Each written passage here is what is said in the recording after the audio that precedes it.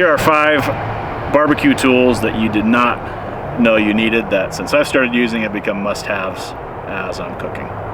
Glove liners. Now we all use the gloves for cooking. The glove liners turn your gloves into a hot pad, also insulate for cold. These are awesome if you're dealing with frozen meat. We just did turkeys, and getting those thawed out was a lot of fun working in the ice bath that we had them in. But the glove liners, they go under your glove like that. They're comfortable to wear, and it allows you to actually pick things up directly off the smoker or the grill, or put your hand in ice water if you've got some, some turkey doing ice brine, things like that. And it allows you to just keeps your hands a lot more comfortable as you're doing that. One thing to keep in mind, these gloves do melt, so this does protect your hand from the heat, which means you can't feel how hot it's getting, and sometimes I'll melt the glove if I'm getting too close to the firebox, for example. So that is something to keep in mind. Also, if the gloves that you typically buy already fit your hand pretty snug, you'll probably want to go one size bigger to make room for these. But these things are a lifesaver. I use them all the time. One of the things that I end up using these for that I didn't even think about is if sometimes I'll just pick up a rotisserie chicken for dinner on the way home, and those are usually pretty dang hot. So just putting these on to separate the chicken is another great way to use these that I didn't really expect when I bought them. You can get these they come in a pack of gloves. I've seen them at Lowe's. Oklahoma Joe's brand makes them, but you can buy a pack of the nitrile cooking gloves, and they come with these. So great investment. I use them all the time. They're cheap, and they make food handling a lot easier, a lot more comfortable on your hands. The second item, obviously you gotta have a good knife, but the second item is to actually have a good knife sharpener. A good knife is only as good as how sharp it is. A few different options for knife sharpeners that I gravitate towards. This one works really well. It's diamond hone. These are pretty cheap. These are probably like 15 bucks, and you just pull the knife through it essentially. It's got 2 different coarse levels, so 1 and 2. So if your knife is extremely dull, you go through 1 first and then pull it through 2. The thing I don't like about these is the knife sharpener, the diamond plated, the teeth in there are at a set specific angle. Most kitchen knives, the edge is between 15 and 20 degrees angle, which this tends to work with most kitchen knives, but you are stuck with whatever angle is in this, and it doesn't give you the option if you have a specific knife that has a different angle. It's not the best way to sharpen the knife and really keep the edge as was intended for that knife. A honing rod is a little bit better for that, because you can actually control the angle of the knife on the honing rod. This is great for just touching up your blade before you go in to cook, or sorry, go in to slice something that you've cooked. So that's a great option there. These are the 2 that I use most often when I'm sharpening. Also having a good overall sharpening set. This is great for outdoor knives. You can sharpen axe heads on it. But yeah, the kitchen knives, especially if you haven't sharpened them for a while, a lot of times these aren't really geared towards putting a new edge on your knife. They're just for keeping a knife sharp that's already sharp. So something like this, where it has the diamond plates, you can set the angle on it, and you can get a really razor sharp blade starting from something that's pretty dull. So it's worth the investment. I think this was $60 or $70 for this set. I use it to keep all my knives, axes, everything sharp. And my other thing I do on the side, I play music. I've actually used this to do fretwork on my guitars, believe it or not. So really handy to have. This one's from Worksharp, but there's a lot of great options out there. But it's worth spending money to have a decent knife sharpening set to keep your knives and other tools in good working order. So the third item on my list today is a meat slicer. It's like a deli slicer. When you're cooking barbecue, it's not much more work to do 3 or 4 items than it is to do 1. A lot of it's the prep work and the time of just tending the fire. So if I have extra room on the grate and I've got the budget to add some more meat, I'll throw it on. And having a meat slicer like this gives you a lot of options for food prep. You can make your own lunch meat. Roast beef tends to run anywhere from $15 to $20+ a pound to get good quality. If you're smoking your own, you can slice your own roast beef.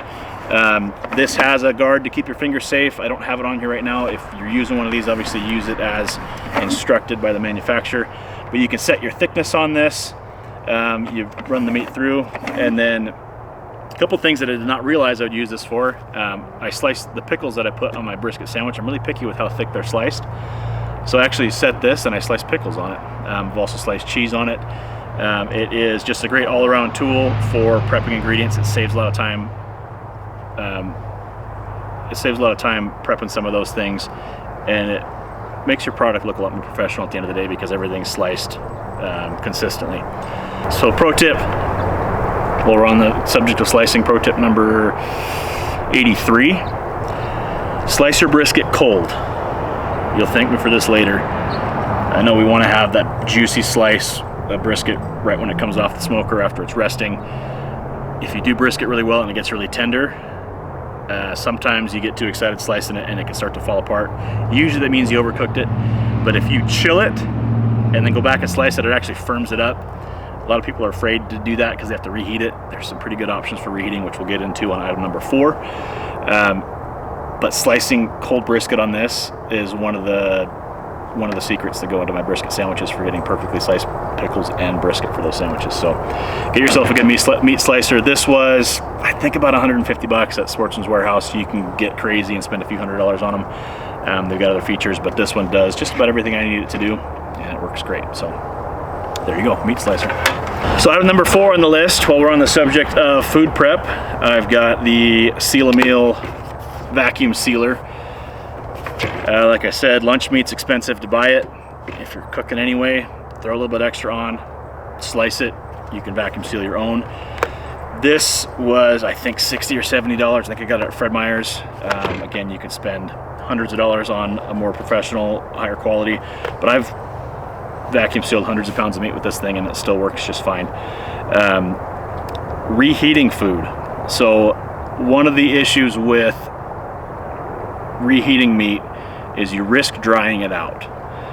So if you pull your brisket off, I'm using brisket as an example because this is what I do the most of, and I'm the most picky about how it turns out. Pull your brisket off, let it rest. As it cools down, it'll start to firm up. The juices are going to stay in the meat more so than if you slice it while it's hot. That's where you start to dry it out. So let it cool down. While it's still warm, before you go to chill it, section your brisket off and vacuum pack the sections of it. This will pull almost 100% of the air out of that packaging, which will help it keep really well.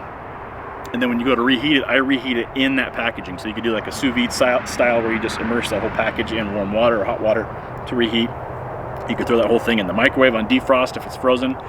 There's a lot of ways to reheat, but having that vacuum sealed package with no air in it really helps meat to reheat without drying it out, versus slicing it while it's still hot, putting it in some Ziploc bags that have air in there, which allows some of the more moisture to continue coming out of the meat while it's sitting in there, and then again even more moisture come out when you go to reheat it. So slice cold and vacuum seal.